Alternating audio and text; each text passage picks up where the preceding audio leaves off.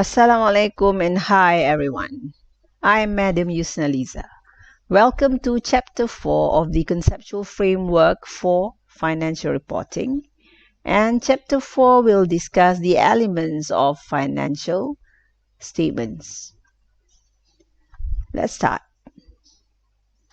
The elements of financial statements relates to the reporting entity's financial position. Those elements under financial position are assets, liabilities, and equity. And there are also elements under financial performance, and these are income and expenses. What are assets? I think most of you are familiar with the term asset, but let us look at the definition given in the conceptual framework regarding the meaning of asset. An asset is a present economic resource controlled by the entity as a result of past event. And according to the framework, economic resource is a right that has the potential to produce economic benefits. And the framework gives this as the criteria to determine the existence of an asset. So an asset will only be present if there is a right potential to produce economic benefits and there is also a control as a result of past event. Let's start with the first one, the first criteria, that is the right. Rights have the potential to produce economic benefits include rights that correspond to an obligation of another party, or another entity, and that was in accordance with the conceptual framework. That is in paragraph 4.6, and there's another one which is rights that do not correspond to an obligation. You have the rights, but you do not have an obligation to another party. What are those rights that gives you the obligation to another party? And rights that corresponds to an obligation of another party, actually, rights to receive cash. If you have already made a credit sales, for example, you have the right to receive cash from your customer. If you have already made your credit purchase, right, you have the rights to receive goods and services, and so on and so forth. You can read this on your own. Next one is the rights over physical object or tangible items such as property, plant, and equipment. Once we purchase the property, plant, and equipment, or if we purchase inventories, it is up to the reporting entity to decide over the use of the, let's say, the motor vehicles. Is it going to be used for delivery? Or is it going to be used for admin purpose, for example? And also rights to use intellectual property. And according to the framework, many rights are established by contract, legislation, or similar means, which is other similar means that are also establishing some rights to the reporting entity. Okay, is that only? No. What we need to take note is that not all of the entity's rights are assets of the entity.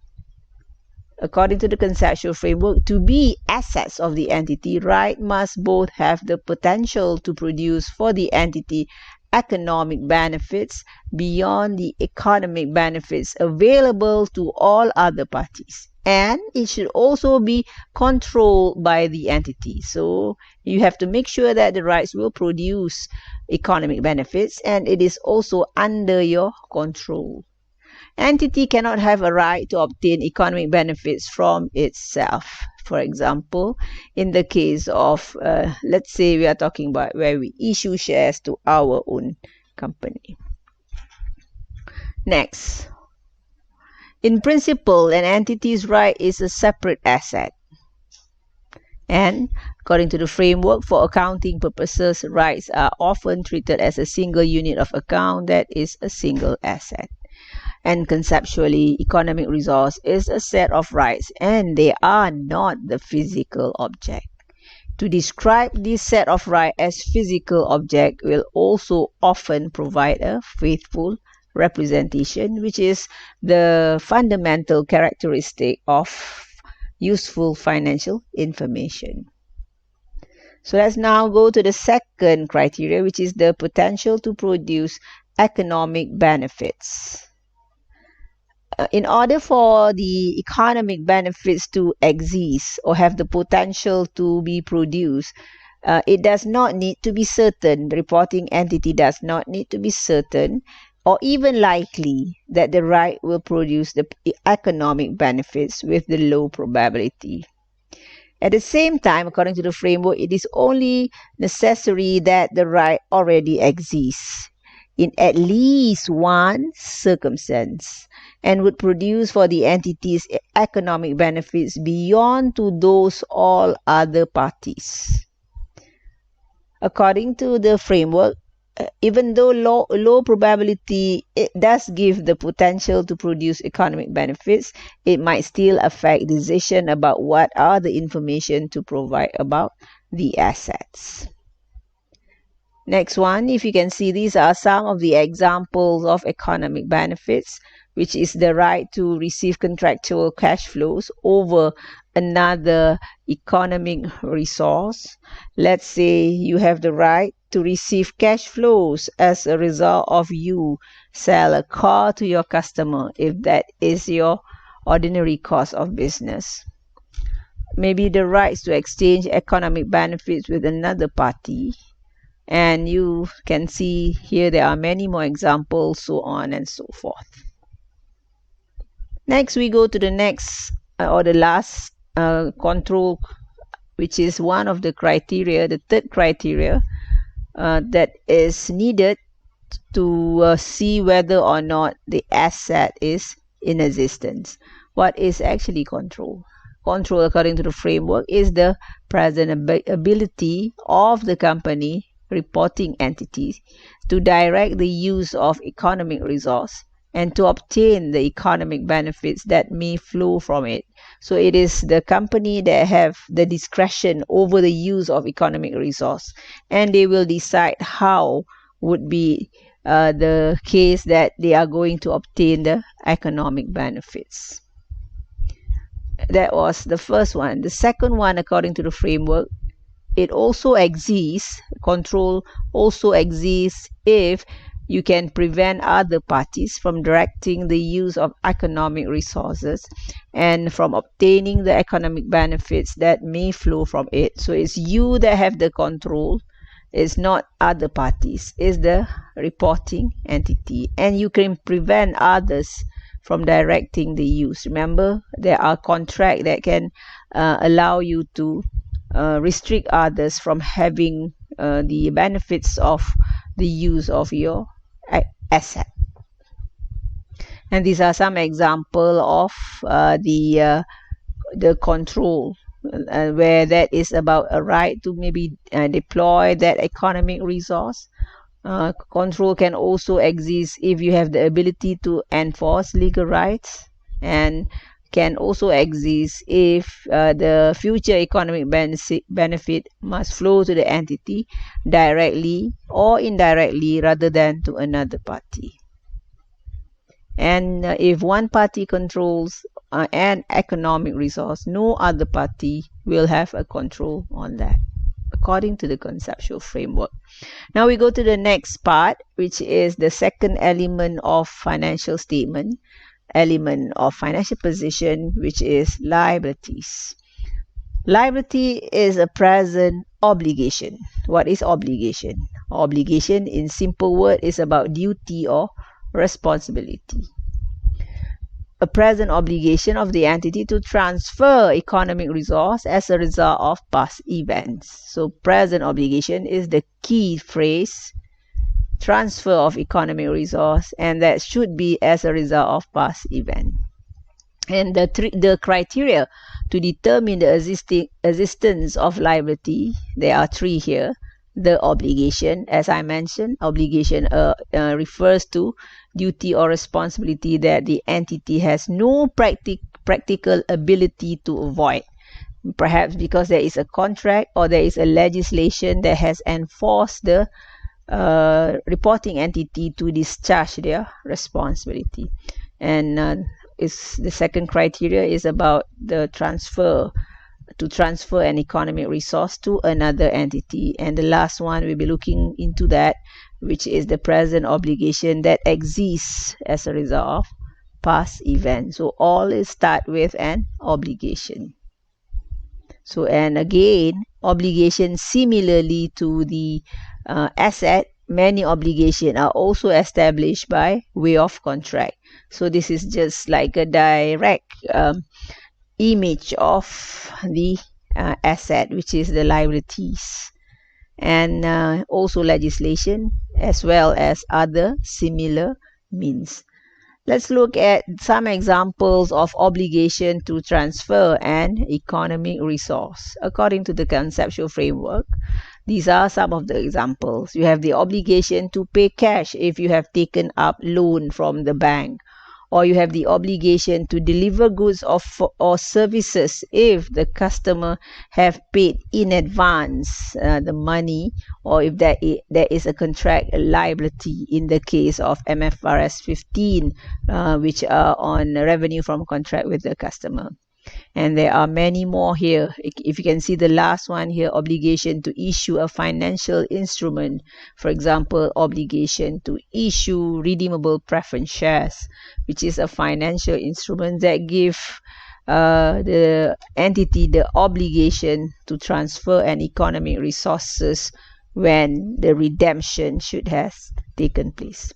An obligation again is about the company will have to transfer an economic resource as a result of present obligation.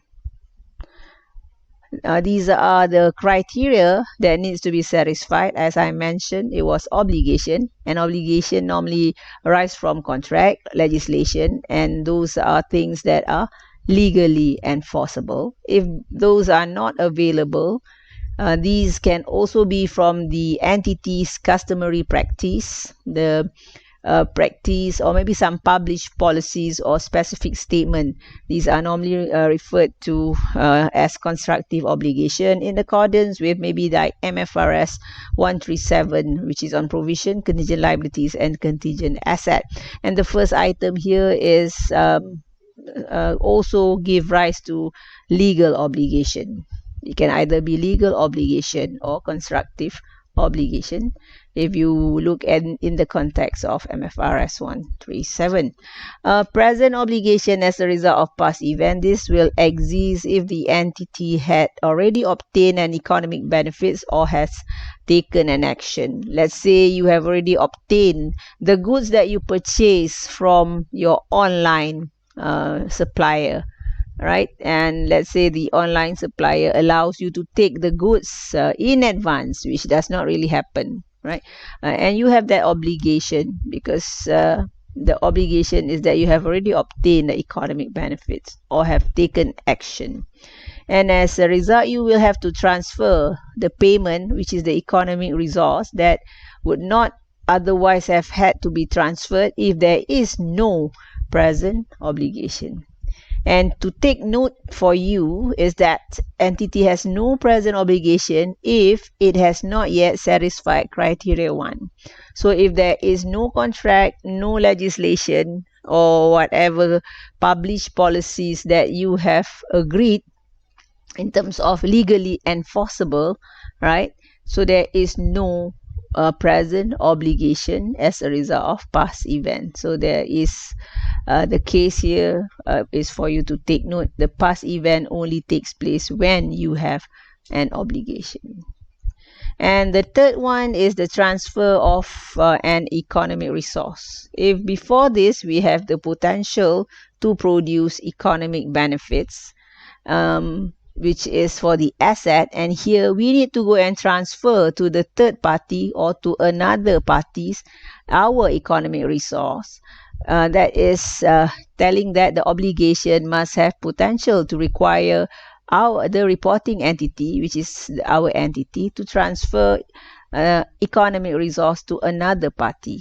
So that does not need to be certain again, just like asset or even likely, even if the probability to transfer an economic resource is low. What is most important is that as long as obligation already exists in the company or the reporting entity, at least one circumstance. Let's look at another important part in the conceptual framework, which is the unit of account. What is actually a unit of account? This is the thing that was included in the conceptual framework when it has been revised in 2018. So let's look at unit of account. Unit of account is the right or the group of rights, the obligation or the group of obligation. So the definition is rather confusing. Or the group of rights and obligation to which recognition criteria and measurement concepts are applied.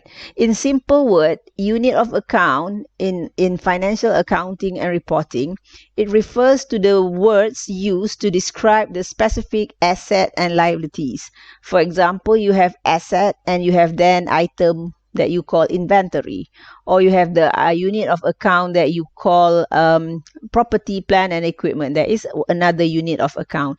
This is nothing to do with the money measurement in terms of unit of account. Here is about the group of rights or the group of obligation. Let's say liabilities. You have non-current liabilities. More specifically, you have loan. Those are also units of accounts, or maybe accounts payable, another units of account. Right? Basically is the specific asset and liabilities that are reported in the financial statement rather than the unit used to measure them. Not the unit which is, let's say, a pound sterling or maybe US dollar or maybe ringgit Malaysia. That is not units of account. Okay, so there are quite lengthy explanation regarding units of account, and units of account, or if you can say perhaps you can use the term line item, the line item in the statement of profit or loss, or the line item in the statement of financial position. Those items like accounts receivable, that is a unit of account, were considered, is selected for an asset and liability, and you need to consider how recognition criteria and measurement concepts will apply to that units of account, which are asset, liability, related income and expenses. So it may be appropriate to select one unit of account for recognition and a different unit of account for measurement. Next, so unit of account is normally selected to provide useful information.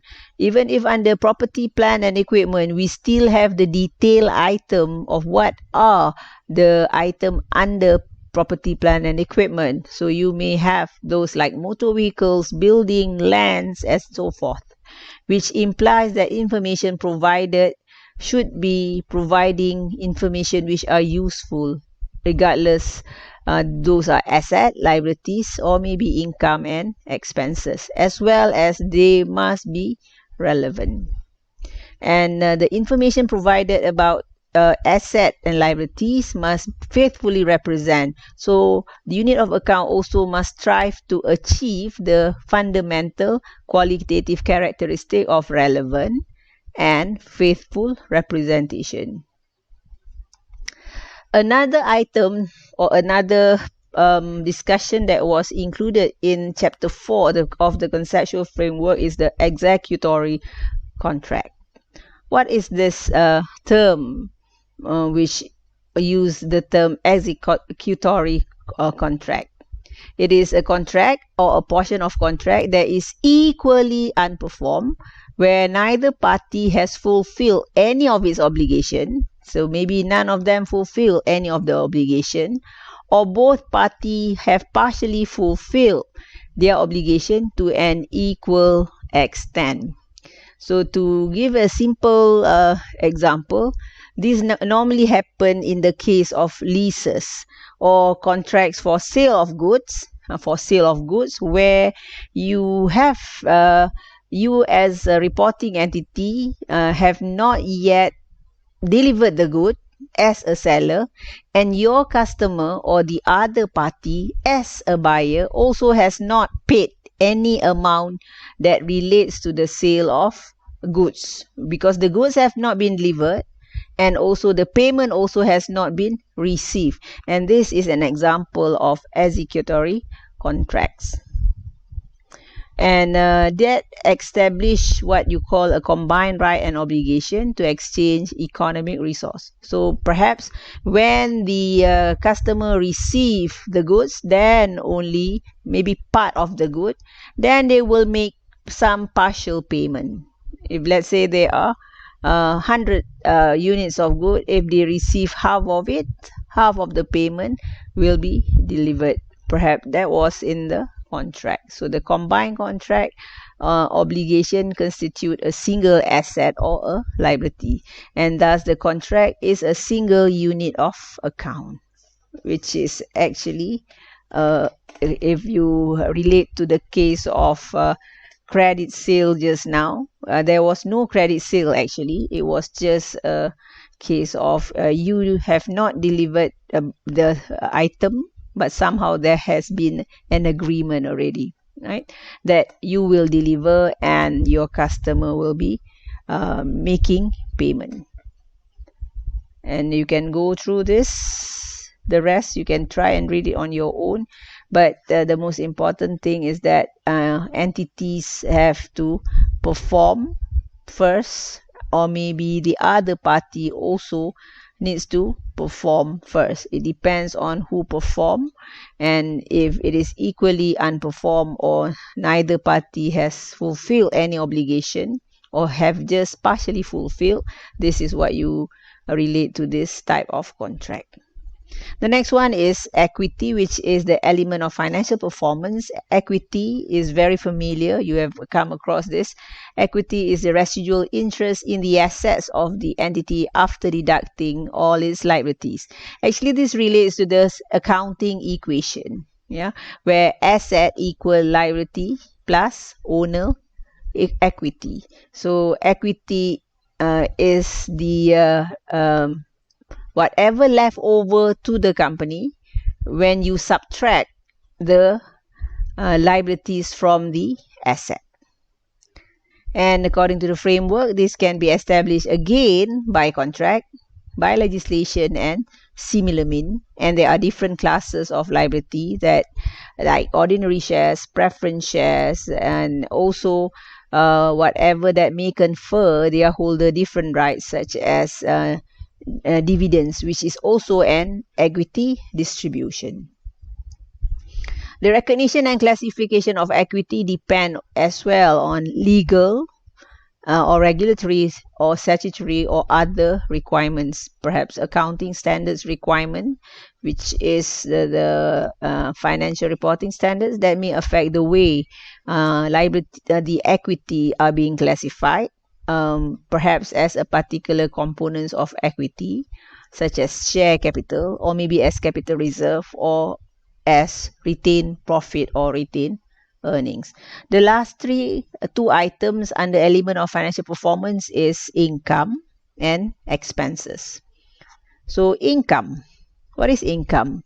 So we have come across income most of the time when we prepare our statement of profit or loss. Income is increases in asset and decreases in liabilities. For example, if you have sales on a cash basis, the increase in asset is the increase in cash, right? And the increase in equity is the increase in sales, because equity here is also an item that relates to income, right? Increase in equity other than those contribution from holder of equity claims, right? Decreases in liabilities. So you can just make an equation here, and you would notice that increases in asset will normally lead to increases in equity. Let's say income and also cash, right? Next, The next one is regarding the definition on expenses. Expenses are decreases in asset or increases in liabilities that result in decreases in equity other than those relating to distribution to holder of equity claims. For example, distribution of dividends to the equity holder, which is the shareholder, these are not expense. That is actually appropriation of profits, right? Expenses are, for example, when you incurred a bill, a phone bill, you have used the service but you have not yet made the payment, so that will give rise to expense, right?